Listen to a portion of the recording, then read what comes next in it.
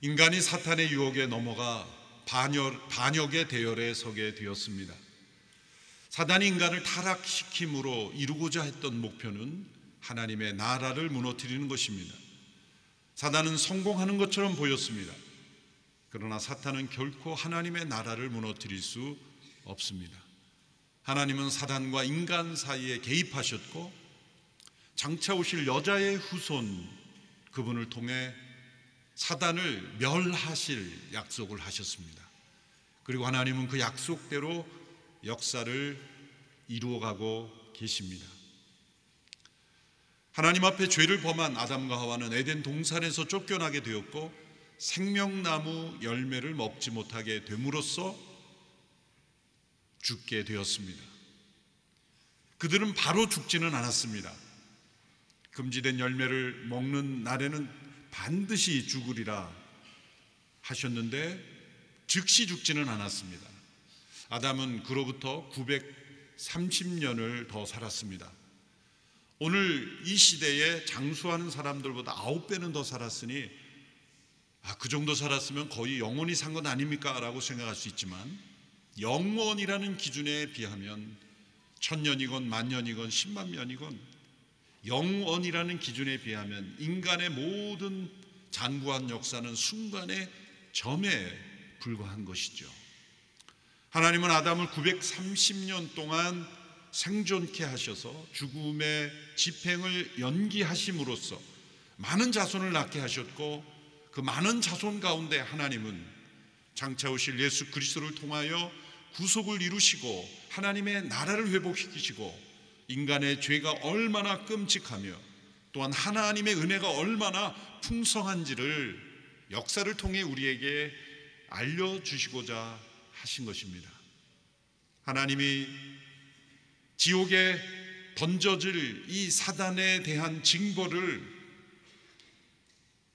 마지막 날까지 보류하신 까닭은 이 기간 동안에 하나님은 하나님의 자녀들을 세우시고 또한 아담의 타락 이전에 그들이 누릴 수 있었던 축복보다 비교할 수 없는 더 큰 은혜를, 더 큰 축복을, 더 큰 하나님의 은혜를 나타내는 기간으로 하나님은 삼으신 것입니다. 그래서 모든 사람들은 아담의 후손이며 또한 태어날 때부터 죽음의 운명, 죽음의 씨앗을 가지고 태어납니다. 마지막 호흡이 주어지는 그 순간에만 죽음이 찾아온 것이 아닙니다. 우리는 이 땅에 태어나는 그 순간부터 일생 동안 죽음이 우리 안에서 작용하는 인생이 된 겁니다. 사람은 태어나서 성장하여 살아간다고 말하지만 실상은 죽어가고 있는 것입니다. 예쁜 꽃 한 송이를 잘 만들어서 누군가에 선물하면 그 향기로 인해서 이 생화, 살아있는 꽃으로 인해서 사람들은 기뻐하지만 실상은 죽은 꽃이죠. 잠시 그 꽃의 향기가 남아 살아있는 꽃처럼 보일 뿐입니다. 뿌리에서 잘려진 꽃은 죽은 꽃이죠. 잠시 우리가 이 땅에 살아있는 것이지만 그러나 뿌리로부터 잘려진 꽃이 죽은 꽃과 다름없듯이 생명의 근원이신 하나님과의 단절된 인생은 죽은 인생인 것입니다. 일평생 우리는 죽음의 그늘 아래 또한 죽음의 권세 아래 묶여 사는 인생이 된 것입니다. 아담과 하와에게 바로 즉시로 죽음이 임하진 않았지만 또 다른 의미에서 그리고 보다 근본적인 의미에서 그들은 바로 죽었습니다. 죽음이란 우리의 육체와 영혼이 분리되는 죽음만이 있는 것이 아닙니다. 그것은 보다 더 근본적인 죽음의 하나의 가지일 뿐이고 현상일 뿐입니다.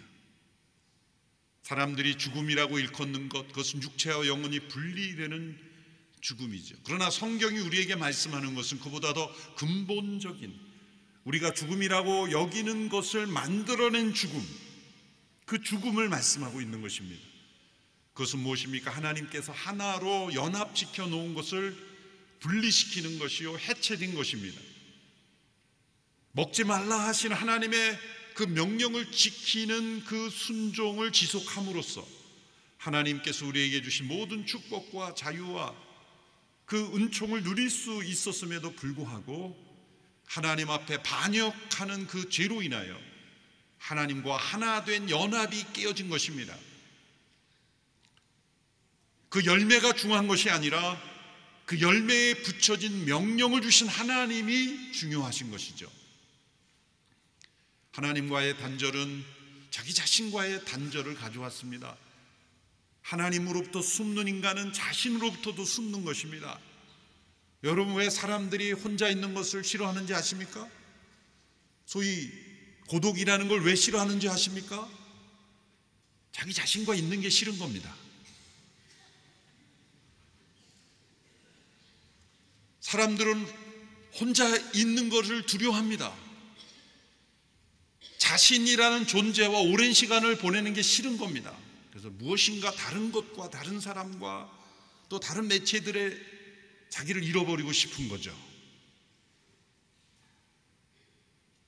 아무도 없는 조용한 곳에서 자기 혼자 고독 속에 들어가면 자기 자신만을 대면해야 되니까 그게 싫은 겁니다. 그래서 시끄럽고 혼잡하고 그리고 무엇인가 많은 일을 함으로써 자기를 만나고 싶지 않은 거예요.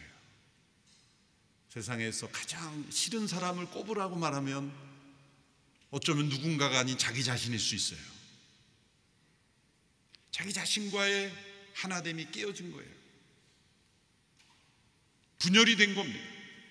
우리 모두는 아담 안에서 정도의 차이는 있지만 어느 정도의 정신분열을 앓고 있는 겁니다. 왜냐하면 옳은 것이 무엇인지 알면서도 행하지 않고 나쁜 것 알면서도 행하게 되고 마음은 원하지만 원하는 대로 되지 않고 우리 학창시절에는 공부해야 되는데 그러면서 놀고 있고 놀면서 또 공부하면서 놀고 싶고 그 어린 시절부터 우리는 성장하면서 성인이 되어서는 자기의 마음속에 있는 거룩한 소원대로 움직여지지 않는 것입니다. 심지어는 하나님을 알면서도 하나님을 사랑하는 일에 더 헌신하지 않습니다.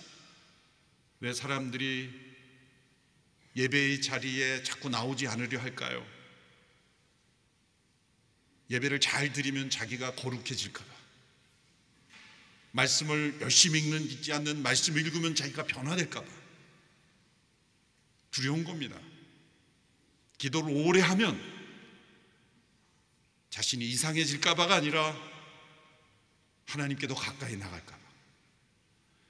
그러면 나에게 변화가 있어야 되니까 적당히 거리를 두는 거죠.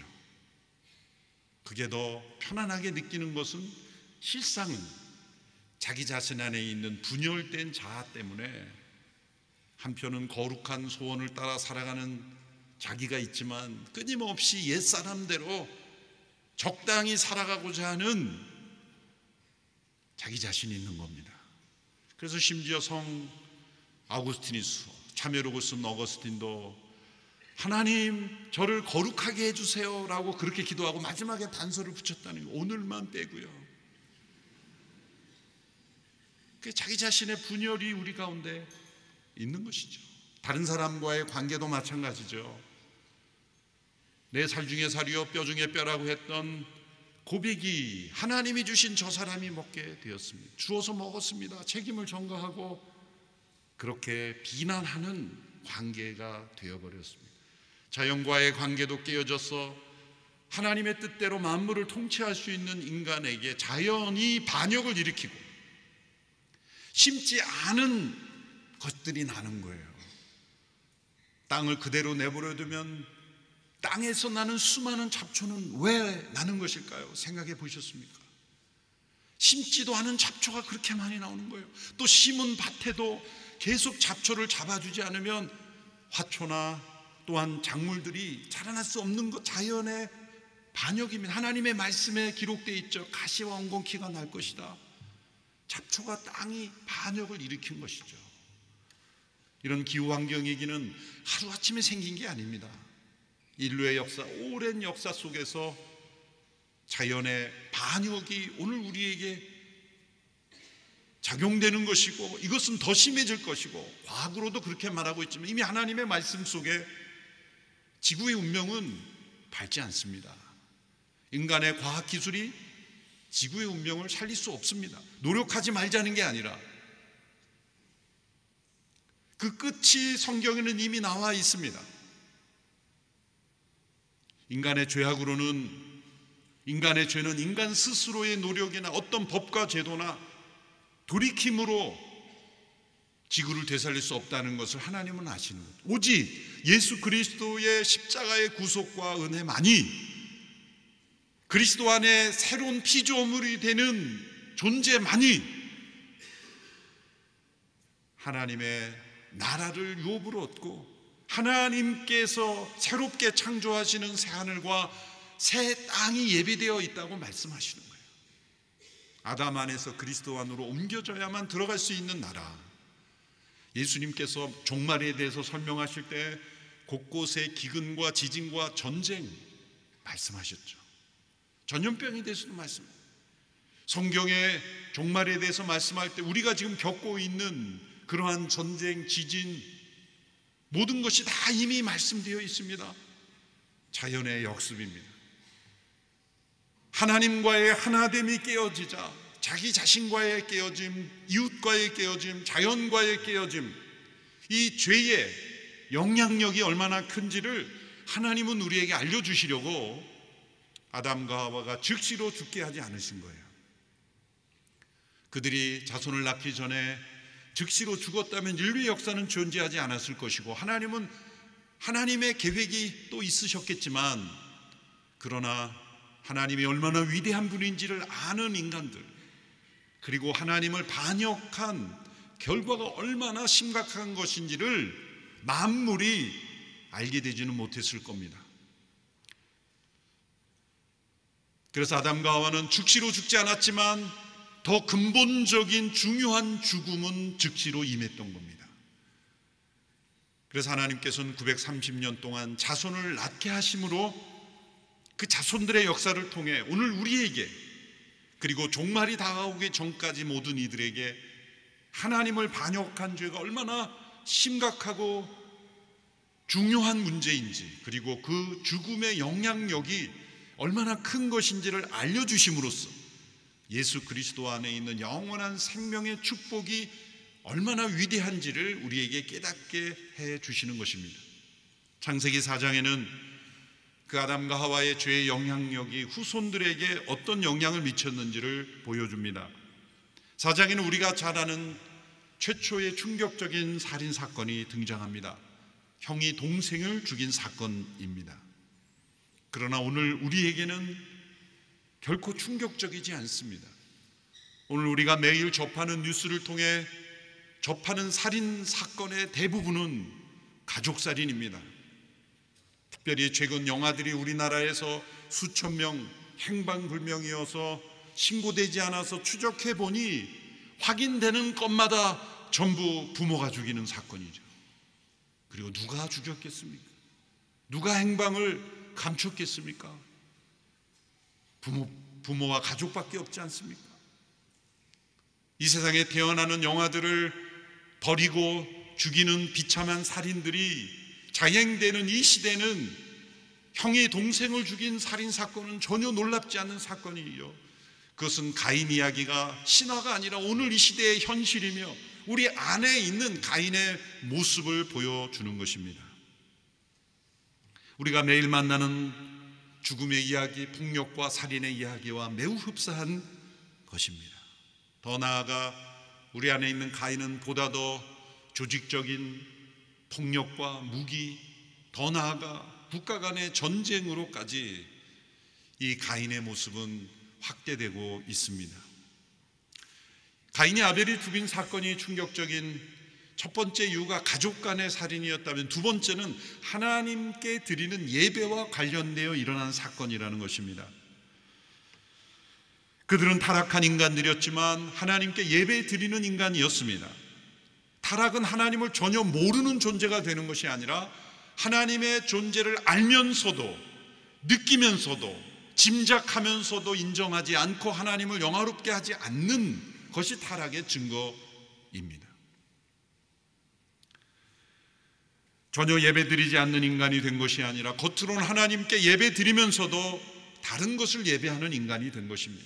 인간은 하나님을 예배하기 위해 지음받은 존재이기에 하나님을 예배하지 않으면 다른 무엇인가를 예배하게 되어 있습니다. 나는 하나님도 모르고 그냥 나는 중립적인 인간일 뿐이야. 거짓말입니다.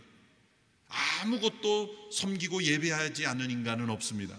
하나님을 예배하지 않는다면 돈을 예배하거나 명예를 예배하거나 자기 자신을 예배하거나 자녀를 예배하거나 자신의 지식을 예배하거나 그 무엇인가를, 우리는 어떤 이념을, 이상을 예배하거나 무엇인가를 사람들은 예배하게 된 것입니다.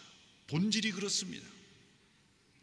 그러므로 가인이 아벨을 죽인 사건이 하나님께 예배드리는 것과 관련되어 있다면 우리 안에 있는 가인의 모습도 다 하나님과 관련되어 있는 것입니다. 이 세상에 불만을 품고 최근에 일어난 살인사건처럼 다른 사람이 불행하기를 원하여 묻지마 살인을 하는 그 사람도 실상은 하나님과 관련되어 문제가 있는 것입니다. 모든 사람들의 죄는 하나님과의 관계에서의 문제에서 비롯되는 것이기 때문입니다. 오늘 본문의 이야기를 보십시오. 3절에서 5절에 보면 하나님께서 가인의 예배는 받지 아니하시고 아벨의 예물을 받으셨다는 기록부터 시작합니다. 제가 읽겠습니다. 세월이 흐른 후 가인은 땅에서 난 것을 여호와께 제물로 가져오고 아벨은 자기 양떼의 첫 새끼들과 양떼의 기름을 제물로 가져왔습니다. 여호와께서 아벨과 그의 제물은 인정하셨으나 가인과 그의 제물은 인정하지 않으셨습니다. 가인은 몹시 화가 나서 고개를 떨구었습니다. 하나님께서 가인과 그 제물은 받지 않으시고 아벨과 그 제물은 받으셨기에 가인이 분노했다는 겁니다. 고개를 떨구었다는 표현은 히브리어 표현으로 매우 화가 났을 때 사용되는 표현입니다. 반대로 고개를 들었다라는 것은 매우 기쁘고 즐거울 때 쓰는 표현이죠. 그래서 시편에 고개 들어 주를 맞이하라 라는 표현은 기쁨으로, 즐거움으로 하나님께 나아가라는 표현인 것이죠. 왜 하나님께서 아벨과 그 제물은 받으시고 가인과 그 제물은 받지 않으셨습니까? 역사적으로 어떤 분들은 해석하기를 제물의 종류에 문제가 있었다. 하나님은 동물 제사를 드리라고 하는데 식물 제사를 드렸기 때문이다. 가인이 자신의 직업이 농사를 짓는 사람이었기에 그냥 농작물로 드리면 안 되었고, 마침 아벨은 양을 치는 사람이었기에 아벨에게서 동물을 구해서라도 동물 제사를 드렸어야 한다. 물론 가죽옷이라는 계시가 나타났죠. 하나님께서 타락한 인간들에게 가죽으로 만든 옷을 입혔다. 그것은 한 생명이 죽어지는 죽음으로 인간의 죄를 덮으시고 하나님과 관계를 회복하신다는 계시인 것은 분명합니다. 그러나 하나님께서 계시의 방법으로 동물의 제사로만 가르쳐 주셨는데 가인이 그것을 어김으로 문제가 일어났다라고 해석하는 것은 오류입니다. 왜냐하면 구약의 레위기의 5가지 제사 중에 번제, 소제, 화목제, 속죄제, 속건제 5개의 제사 중에 두 번째 소제 제사는 곡식으로 드리는 제사이기 때문이에요. 영어로는 grain offering 혹은 cereal offering이라고도 말하기도 합니다. 곡식으로 드리는 제사를 이스라엘 백성들의 중요한 5가지 종류 중에 하나로 만드신 하나님이시라면 가인과 아벨의 시대에 한참 이전의 세대지만 내가 동물 제사로 드리라는데 왜 곡식으로 드리냐라고 해서 받지 않으실 이유는 없는 거예요. 제물의 종류가 문제가 아니라 마음의 태도의 문제였다는 것이고, 그 태도는 믿음입니다. 히브리서 11장 4절에 보면 아벨은 믿음으로 제물을 드려서 연락되었다라는 표현이 있습니다. 그러므로 가인은 믿음으로 드리지 않는 것입니다. 어떤 믿음입니까? 가장 중요한 믿음은 하나님이 창조주시어 자신의 피조물이라는 것이며 자신에게 주어진 모든 것이 하나님의 소유라는 믿음이죠. 아벨의 제물에 대한 평가를 보시면 이런 말씀이 나옵니다. 양떼의 첫 새끼들과 양떼의 기름으로 기름진 것으로 드렸다. 첫 열매요, 최상의 열매라는 거죠. 첫 번째 것을 드린다는 것은 소유권을 인정한다는 의미로 쓰인 단어입니다. 구약의 절기 가운데 초실절이 있습니다. 보리 추수 기간 동안에 첫 번째 보리 한 단, 첫 번째 추수한 한 단을 하나님께 드리는 절기를 가리켜 초실절, 첫 번째 초, 그 열매 실자 해서 초실절이라는 절기가 있습니다. 그것은 한 단만 하나님의 것이고 나머지는 자기 것이라는 뜻이 아니라 모든 것이 다 아버지의 것이라는 걸 인정하는 믿음의 표현으로 첫 번째 단을 드린다라는 거예요. 그러므로 아벨이 첫 새끼들을 드렸다는 것은 나에게 주어진 모든 양떼가 하나님의 소유라는 것을 인정하는 믿음으로 드렸다는 거예요. 11조를 드리는 것도 마찬가지죠. 10의 하나는 하나님의 것이고 9은 내 것이라는 게 아니라 10개 모두 다 하나님의 것임을 인정하는 표현으로 10의 한 달을 드릴 때 하나님은 9을 하나님의 뜻 가운데 우리의 삶을 풍요롭게 하는 일에 쓸 수 있는 자유와 은혜와 축복을 주시는 하나님이세요. 중요한 것은 하나님의 소유임을 인정하는 믿음이 있느냐인 겁니다. 그런데 가인의 재물을 평가할 때는 이렇게 되어 있습니다. 땅의 소산물 이렇게 되어 있는데 정확하게 번역하면 소산물의 지극히 작은 일부 그런 뜻이에요. 첫 번째 소산물이 아니라 그것은 하나님의 소유를 인정하지 않는 것이고 자기 자신의 것 중에 일부를 드린 겁니다. 그것도 구별되어 최상의 것이 아닌 그저 일부를 드린 것. 여기에서의 차이가 있는 것이고 우리는 사실 누가 어떤 믿음을 정확하게 가지고 있는지 알 수가 없습니다. 그러나 하나님은 전부를 알고 계십니다. 진짜 믿음의 고백의 예배인지 아닌지, 우리의 삶에 하나님의 소유, 하나님의 뜻을 존중하는지 아닌지를 사람은 알 수 없지만 하나님은 아시는 것입니다. 어느 농부가 2마리의 소를 키우고 있었습니다. 송아지 때부터 키웠습니다. 그 농부는 아내에게 이렇게 말했습니다. 하나님이 우리에게 2마리나 주셨으니 1마리는 주님의 것이요. 아내는 그 남편의 신앙에 감동을 받아 내가 이렇게 믿음 좋은 남편을 받았다니 나는 정말 행복해. 아내가 물었습니다. 그러면 어느 소가 주님의 소요? 남편은 대답합니다. 그걸 꼭 정해야 돼요. 중요한 것은 둘 중 1마리가 주님의 소라는 것이 중요한 것이요. 아내는 불안하기 시작합니다. 어느 날 갑자기 어느 한 소가 시름시름 앓다가 죽었습니다. 남편이 말합니다. 주님의 소가 죽었어. 믿음은 끝까지 가봐야 하는 거예요. 끝까지 가봐야 하는 거예요. 사업을 하는 어떤 사업가가 서원을 했습니다. 하나님 100만 불을 저에게 수입을 주시면 제가 10의 1조가 아니라 10의 2조 20만 불을 저는 드리고 싶습니다. 열심히 일해서 한 해를 결산해 보니 80만 불만 벌린 거예요. 사업가가 이렇게 기도합니다. 하나님 먼저 떼고 주셨군요. 그리고 아무것도 드리지 않고 분명히 믿음이 있는 것 같은데 믿음은 끝까지 가봐야 돼요. 가인도 재물을 가져왔고 아벨도 재물을 가져왔어요. 그런데 사람들은 저게 첫 열매인지 마지막 열매인지 모르는 거죠. 그러나 하나님은 아시는 거죠. 그래서 하나님께서 받지 않으셨다면 자기를 돌아봐야죠. 문제는 가인의 문제는 하나님이 받지 않으셨다는 걸 안 직후에 더 심각해집니다. 분노했습니다. 화를 내며 고개를 떨구었습니다. 하나님이 받지 않으셨다면 문제의 원인이 나에게 있다는 걸 인정하고 나의 어떤 부분이 어떤 믿음이 잘못되었는지를 깨달아야 하는데 도리어 분노했다는 건 문제의 원인이 하나님께로 있다고 책임을 돌리는 것입니다. 자신은 문제가 없는데 하나님이 문제다. 그래서 분노한 것이죠. 어떻게 이런 교만한 태도가 나올 수 있을까? 가인은 왜 이런 교만한 인격, 왜곡된 믿음의 사람이 되었을까라는 것입니다. 독일의 복음주의 신학자인 헬무트 틸리케라는 분은 그 원인을 이름에서 찾습니다. 본문에 나온 이야기이기 때문이죠. 성경에 나오지 않은 이야기로 우리가 해석할 수 없는데 복음주의는 언제나 성경 말씀에 있는 것을 근거로 해석을 하는 겁니다. 그것은 이름입니다. 하와가 가인을 낳고 이름을 가인이라고 이름을 지었을 때 그 이름의 뜻은 뭡니까? 나는 한 사람을 가지고 있다라는 뜻이에요. 우리말 성경이 이렇게 번역했죠. 여호와의 도우심으로 내가 아들을 얻었다, 이렇게 번역을 했고, 대부분의 한글 성경이 다 아들을 얻은 것으로 이렇게 표현합니다. 근데 원문 히브리어를 보면 아들이라는 단어가 아니라 그냥 한 남자라는 단어를 쓴 이쉬라는 단어입니다. 아들이라고 하면 벤이라는 단어를 써야 되는데 나는 한 남자를 가지고 있다, 이게 무슨 뜻일까요?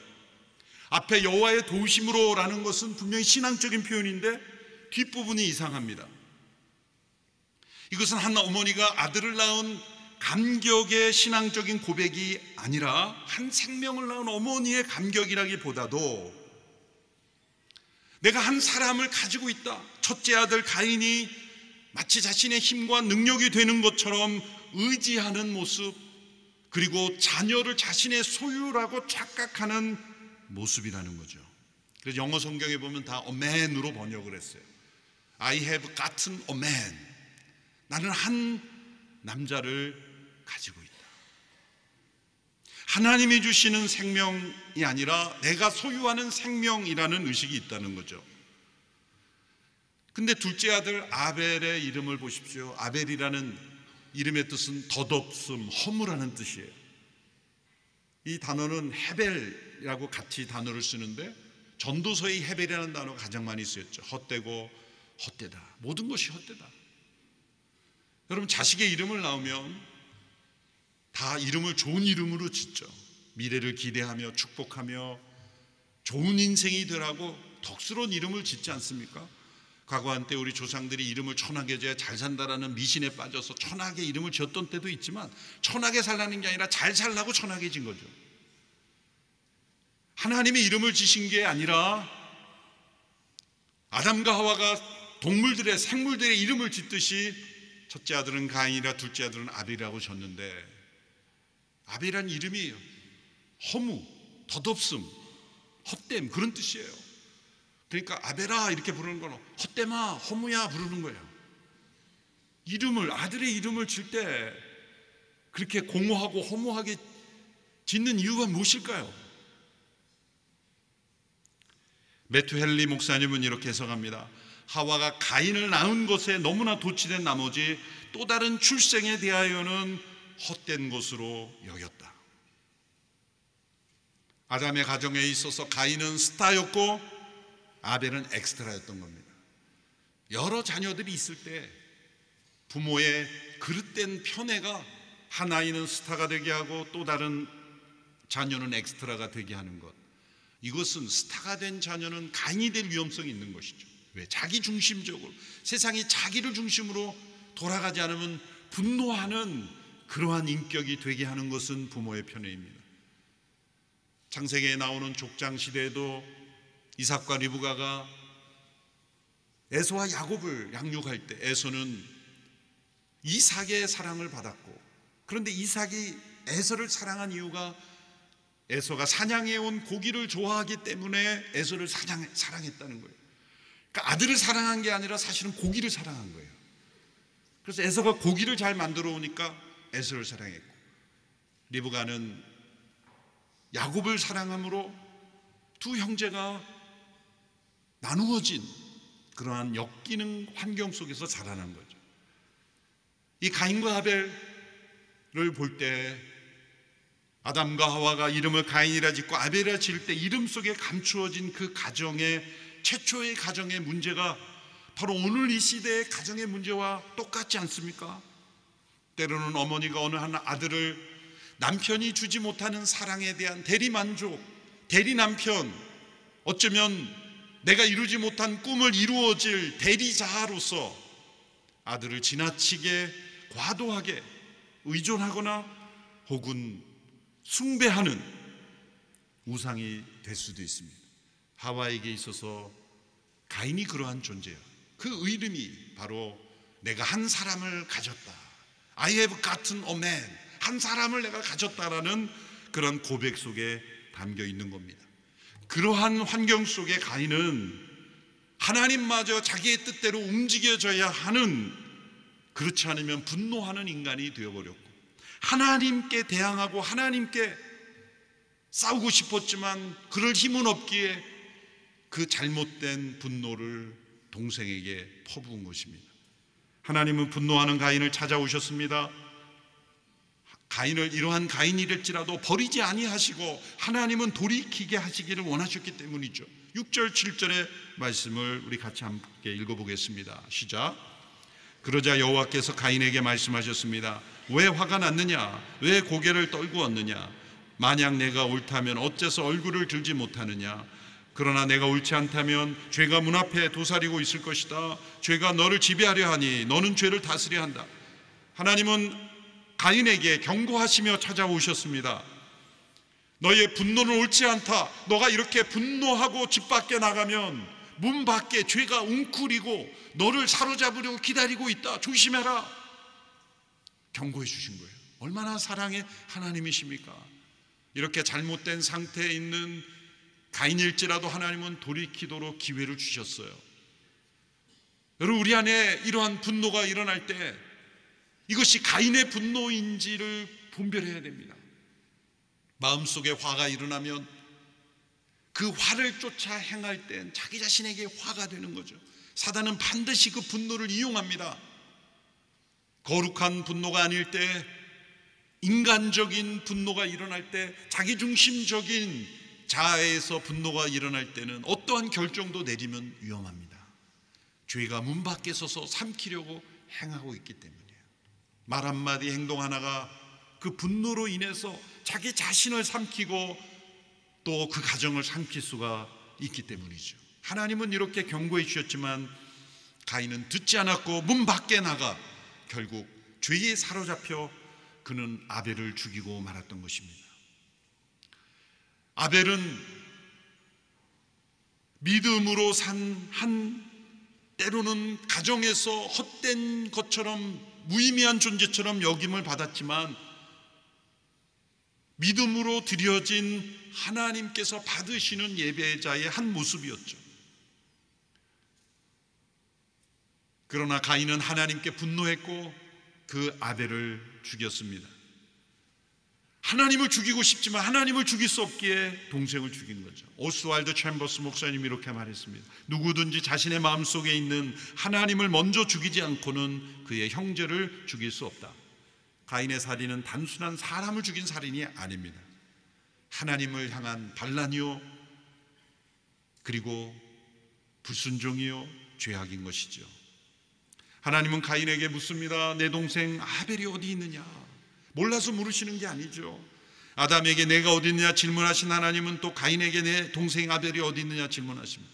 가인은 도리어 하나님께 대들며 질문하죠. 제가 동생을 지키는 사람입니까? 하나님은 이제 그의 질문에 답하지 아니하시고 징벌을 내리십니다. 동생의 피가 흘려진 땅으로부터 너는 저주를 받을 것이다. 결실이 없는 거예요. 그리고 땅 위에서 도망하여 떠도는 사람이 될 것이다. 유리방황하게 되는 것입니다. 이런 가인이 받은 저주가 오늘 이 시대에 우리에게도 여전히 존재합니다. 아담 안에서 이렇게 그리스도 안에서 변화되지 않는 수많은 우리 안에 있는 가인으로 인하여 많은 일을 하고 많은 성취를 하는 것 같지만 유리방황하는 겁니다. 가인이 하나님께 가혹하다고 호소합니다. 제 벌이 너무 무거워 견디기 어렵습니다. 모두가 나를 죽이려 들 겁니다. 자신의 형제를 무자비하게 죽인 자신은 자기 자신의 생명은 얼마나 끔찍하게 위하고 있습니까? 자기에게 내려진 하나님의 징벌을 가혹하다고 불평하고 있습니다. 자신의 죄가 얼마나 큰지는 판단하지 않으면서 하나님의 징벌은 너무 크다고 불평하고 있는 이 자기 연민의 모습, 우리 안에 있는 가인의 모습입니다. 우리가 하나님 앞에 얼마나 죄인되고 우리의 죄가 얼마나 무서운지는 인정하지 않으면서 그 죄의 열매를 우리가 조금이라도 경험하게 되면 하나님을 원망하고 왜 나입니까? 왜 나에게 이렇게 힘들게 합니까? 라고 불평하는 것입니다. 또 한편으로는 깊은 두려움에 빠져 있죠. 모두가 나를 죽이려 들 것입니다. 가인은 자신이 무고하게 아벨을 죽였기에 자신도 무고하게 누구로부터 죽을 수 있다라고 그렇게 두려워한 것입니다. 성경을 세심히 읽는 사람들은 또 의심하죠. 아니, 지금 가인과 아벨밖에 없는데 누가 가인을 죽일 수 있습니까? 성경이 잘못된 여기서 찾았습니다, 제가. 그러면서 가져오는 분이 있어요. 창세기 5장 4절에 보면 아담이 930년 동안 자녀를 낳았다 그랬어요. 가인과 아벨 셋만 자식이 있는 게 아니에요. 930년 동안 자녀를 얼마나 많이 낳았겠어요. 그렇죠? 그러니까 가인을 죽일 수 있는 누군가는 가능했겠죠. 그러나 그 두려움은 자신이 만들어낸 거예요. 이 가인의 두려움은 오늘 우리에게도 이어지고 있습니다. 미래 불확실하다는 것 하나로 우리는 두려워합니다. 일어날지도 않고 일어나지도 않을 모든 것을 우리는 두려움으로 가져가고 염려로 가져갑니다. 무엇을 먹을까, 무엇을 마실까, 무엇을 입을까 염려합니다. 우리 안에 있는 가인은 그렇게 두려움과 염려로 살아갑니다. 그러나 하나님과 동행하며 아벨처럼 믿음으로 하나님을 의지하는 사람은 불확실한 미래를 두려워하지 않습니다. 하나님이 확실하신 분이기 때문입니다. 우리 안에 있는 가인은 우리 스스로의 힘으로 이길 수 없습니다. 오늘 이 시대에 일어나고 있는 수많은 뉴스들 다 우리 안에 있는 가인이 여전히 존재한다는 증거입니다. 인간의 어떤 지식, 법과 제도, 무서운 형벌도 우리 안에 있는 가인은 제거하지 못합니다. 불신앙에서 비롯된 불순종, 그 불순종이 만든 하나님 앞에 내려진 반란, 그로 인한 두려움과 분노와 불안, 질투, 시기, 이 가인을 어떻게 우리가 제거할 수 있겠습니까? 오직 예수 그리스도 그분의 십자가만이 우리 안에 있는 가인을 제거할 수 있게 해주시는 거예요. 아니, 우리 옛사람을 십자가에 못 박게 하심으로 우리가 가인으로부터 자유케 될 수 있습니다. 오직 그분을 바라보며 그리스도 안에 거하며 우리 안에 있는 가인을 제거하며 믿음으로 살아갈 수 있게 되기를 바랍니다. 우리 인생이 유리 방황하는 인생이 아니라 두려움과 염려 속에 사로잡힌 인생이 아니라 질투와 시기로 분노하는 인생이 아니라 그리스도 안에서 영원한 생명을 누리는 믿음의 삶 되기를 주님의 이름으로 축원합니다. 기도하겠습니다. 하나님 아버지, 가인의 죄를 통해 우리 안에 있는 가인을 보았습니다. 주님, 우리를 긍휼히 여겨 주시사 십자가로 우리를 구속하시고 우리 안에 있는 가인을 제거할 수 있는, 옛사람을 못 박을 수 있는 구원의 길을 허락하시니 감사합니다. 주님, 예수 그리스도 안에 온전히 거함으로 믿음으로 살아가는 저희들 되게 하여 주옵소서. 예수님의 이름으로 기도하옵나이다. 아멘.